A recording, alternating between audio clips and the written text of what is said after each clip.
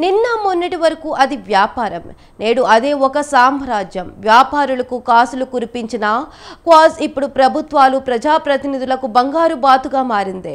ఆంధ్ర నుంచి చైనాకు విస్తరించిన క్వాజ్ వ్యాపారంపై ఓ అధికార పార్టీ ఎంపీ కన్నేసి అంతా నా ఇష్టం అంటున్నారు. ప్రజల ప్రయోజనాలు కాపాడాల్సిన ఆయన ప్రభుత్వాన్ని అడ్డు పెట్టుకుని చేస్తున్న అక్రమాలు అన్ని ఇన్ని కావు. ఇంతకు ఎవరా ఎంపీ, ఏదా అధికార party? Watch the story.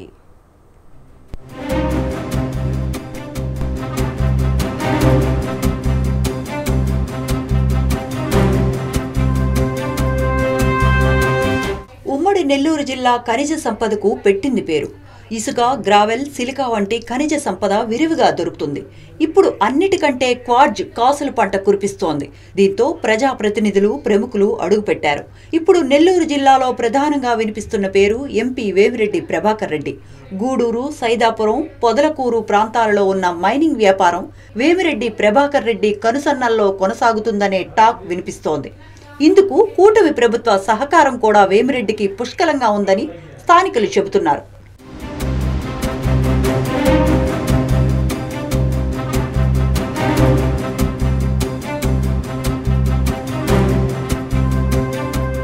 Vemireddy Prabhakar Reddy quartz రంగానికి సంబంధించి ఓ పరిశ్రమ పెట్టేందుకు పనులు ప్రారంభించారు.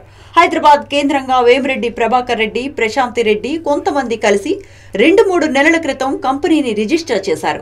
వేమిరెడ్డి ప్రభాకర్ రెడ్డి కొత్తగా పెట్టిన కంపెనీ నుంచి కొంత క్వార్జ్ను ఇప్పటికే చైనాకు ఎగుమతి చేశారు.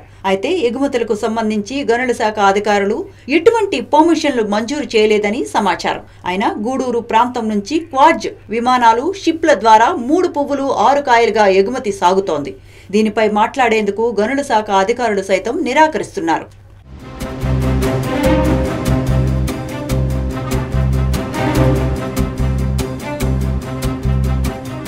గూడూరు, సైదాపురం, పొదలకూరు ప్రాంతాలలో 260 క్వార్జ్ లీజులు ఉన్నాయి.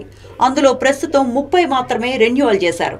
మిగిలిన వారు అనుమతుల కోసం గనుల శాఖ చుట్టూ తిరుగుతున్నారు. గత వైసీపీ ప్రభుత్వ హయాంలో ఈ ప్రాంత మైనింగ్ లో అనేక అక్రమాలు చోటు చేసుకున్నాయి. వాటిపై అధికారులు విచారణ చేపట్టి పలు కంపెనీలకు కోట్లాది రూపాయల జరిమానా విధించారు. ఈ జరిమానా వసూళ్లలో గనుల శాఖ అధికారులు తమ చేతివాటం ప్రదర్శిస్తున్నారన్న ఆరోపణలు వినిపిస్తున్నాయి.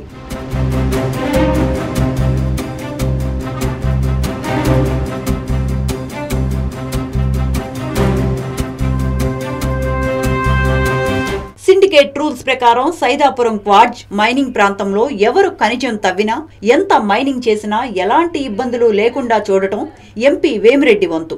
అందుకు అవసరమైన సాయం ఆయన అనుచరులు అందిస్తారు. ముడి ఖనిజం తవ్వి తీసిన తర్వాత దానిని ఖచ్చితంగా ఎంపీకి అమ్మాల్సిందే.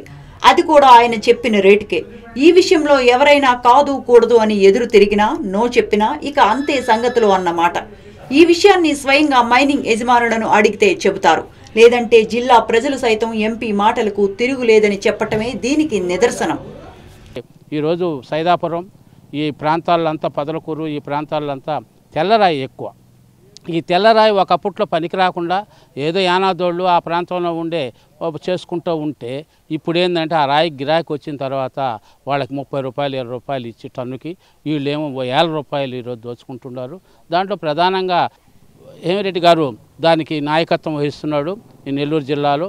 కాబట్టి ఏ 1 రూపాయి వచ్చినా ఆడి నుంచి మళ్ళీ వెనక్కి తిరిగి రావాల్సిందే తప్ప డైరెక్ట్గా తీసుకునే పరిస్థితులు లేరు. ఇక్కడ లీజుదారులు కూడా ఇక్కడ స్ట్రైక్ చేయడం జరిగింది, సమ్మె చేశారు. అయ్యా మా కూలీలు మాకు ఇవ్వండి అనే పరిస్థితి, ఇచ్చే పరిస్థితి లేదు. వాళ్ళని తీసుకొచ్చి వీళ్ళు పెట్టి వాళ్ళ ద్వారా ధర్నాలు చేపించి వస్తానే మళ్ళీ వాళ్ళని వదిలేసి వీళ్ళే దోచుకునే పరిస్థితి వచ్చింది. లేదు ఎందుకంటే వాళ్ళు పై స్థాయిల్లో పెద్ద పెద్ద ఎంపీలు, ఎమ్మెల్యేలు వీళ్ళే దీనికంతా నాయకత్వం వహిస్తున్నారు. మరోవైపు సైదాపురం మైనింగ్ గనుల విషయంలో నెల్లూరు ఎంపీ చెప్పిందే వేదంగా అమలు చేస్తున్నారు అధికారులు. గనులపై ఎంపీ అజమాయిషీతో గనుల యజమానులు లబోదిబ్బోమంటున్నారు. గనుల యజమానులను దారిలోకి తెచ్చేందుకు అనుమతులు నిలిపివేస్తున్నట్లు విమర్శలు వెల్లువెత్తుతున్నాయి.